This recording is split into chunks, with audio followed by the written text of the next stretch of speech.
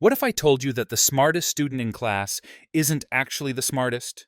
Yep, that kid who finishes tests early, gets straight A's, and somehow still has time for Netflix and a social life?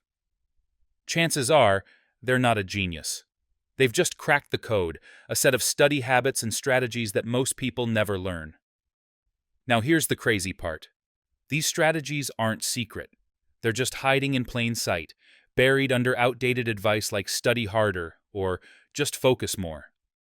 That's like telling someone to win a race by running faster without teaching them how to run smarter. In this video, I'm pulling back the curtain on the 7 study hacks that can transform any average student into a top 1% performer.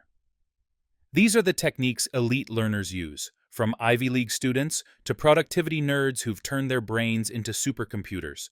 And no, it's not about studying 12 hours a day. In fact, one of these hacks might just cut your study time in half while doubling your results. So, if you've ever felt like you're working hard but not getting ahead, this is for you. Let's dive in. Your top 1% brain upgrade starts now. 1. Meta-learning. Learn how to learn. If I had 8 hours to chop down a tree, I'd spend the first 6 sharpening my axe. Abraham Lincoln. Meta-learning is that axe sharpening. Before diving headfirst into a subject like machine learning or biology, zoom out. Ask yourself, what is this subject made of? What skills and subtopics do I need to master first? What's most essential for my goal? For example, learning machine learning isn't just watching a few YouTube tutorials. You need to befriend math, hello, calculus and linear algebra. Understand data analysis, get comfy with Python, and grasp statistics. Here's a practical exercise. Draw a tree. Your main subject is the trunk. The big branches are core areas, e.g., math, programming. The smaller branches are sub-skills or tools, e.g., pandas, Bayes' theorem. This helps you see the structure of your learning journey, identify gaps, and set smart priorities. Otherwise, it's like assembling IKEA furniture without the instruction manual, frustrating and wobbly. 2. Mind mapping. Turn chaos into clarity. Have you ever wished your brain had its own version of Google Maps? That's exactly what a mind map does. It helps you navigate complex ideas in a visual, connected way instead of boring straight-line notes. Remember those dull, linear notes you took in school? Let's be honest, they're like reading a list of random facts without seeing how they fit together. Mind maps change the game by showing relationships and connections between ideas, making learning more dynamic and engaging. Let's say you're studying the French Revolution. You start in the center, French Revolution. Branching out, you have causes, economic crisis, monarchy, Enlightenment ideas. Key events, storming of Bastille, Reign of Terror. People, Robespierre, Louis XVI. Consequences, rise of Napoleon, modern democracy. Now here's the fun part. Use colors, doodles, and arrows to link related ideas. Your brain is wired to remember visuals and patterns better than plain text. It's like being a detective piecing clues together, suddenly spotting the bigger picture. To get started, you can use digital tools or simply grab a pen and paper. Either way, mind mapping turns your study sessions into a creative, powerful adventure. Give it a try and watch your understanding deepen. 3. Active recall beats rereading. Be honest. How many times have you reread a textbook and thought, I totally get this now, only to forget it an hour later? That's the illusion of knowledge. Enter active recall. It's like putting your brain on a mental treadmill. Instead of passively absorbing info, you force your brain to retrieve it. Try this. Read a section. Close the book. Ask yourself, what did I just learn? Write it down or say it aloud. Use flashcards, physical or apps like Anki. Practice quizzes. Teach a friend. Visualize your brain doing memory push-ups. You struggle a bit, sweat a little, but that's how muscle is built. Rereading is like watching workout videos while eating chips. Fun? Maybe. Effective? Not so much. 4. Don't overload the brain. Space it out. Have you ever tried to cram a whole textbook into one night and felt like your brain just shut down?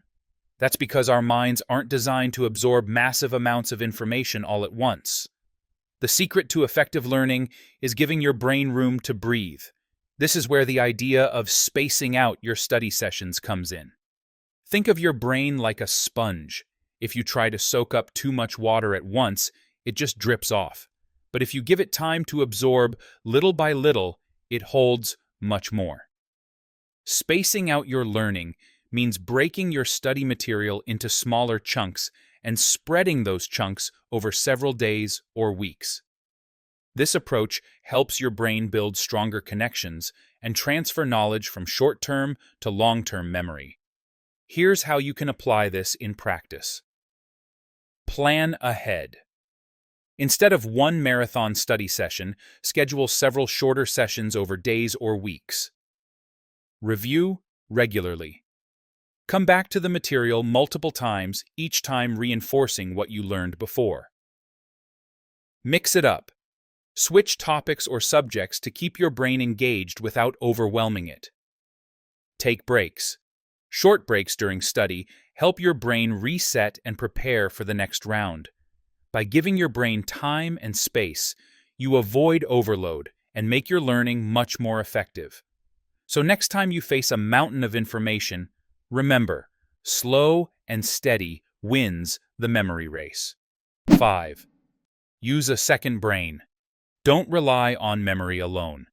Have you ever tried to remember a long list of tasks or complex ideas only to find your mind completely blank when you need them most? That's because relying solely on your memory is like trying to carry all your groceries in one trip. It's risky and often leads to dropping something important. That's why using a second brain can be a total game changer. A second brain is essentially an external system where you store, organize, and retrieve your ideas, notes, and information so your actual brain doesn't have to hold everything. Think of it as a digital vault that frees up your mental space, helping you focus on thinking creatively and solving problems instead of just trying to remember.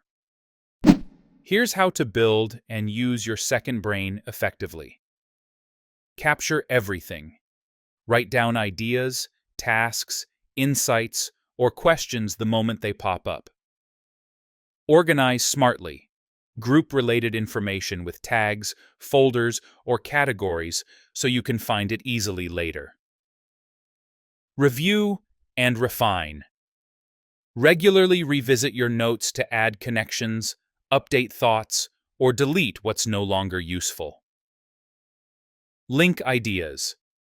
Just like a web, connect different pieces of information to discover new insights and deepen your understanding.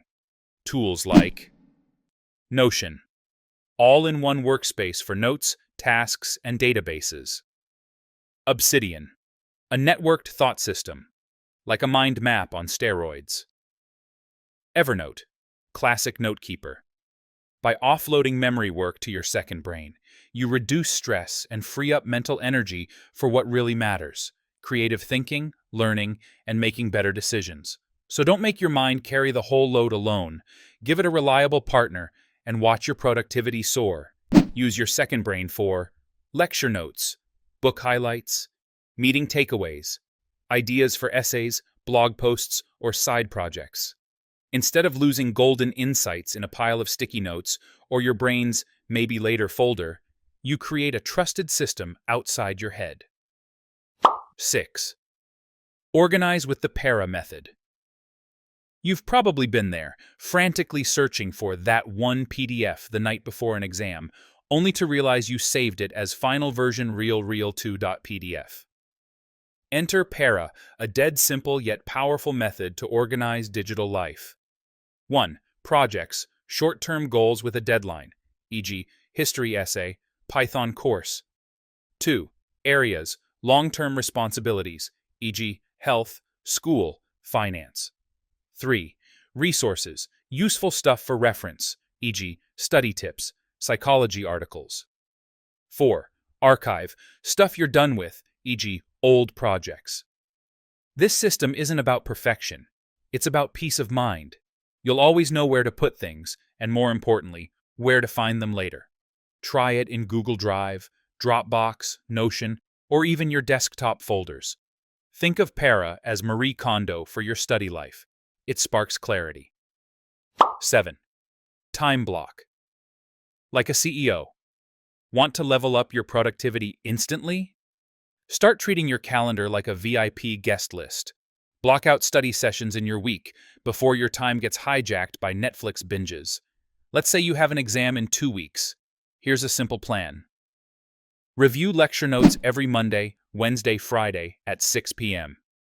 Saturday morning, mind map plus practice questions.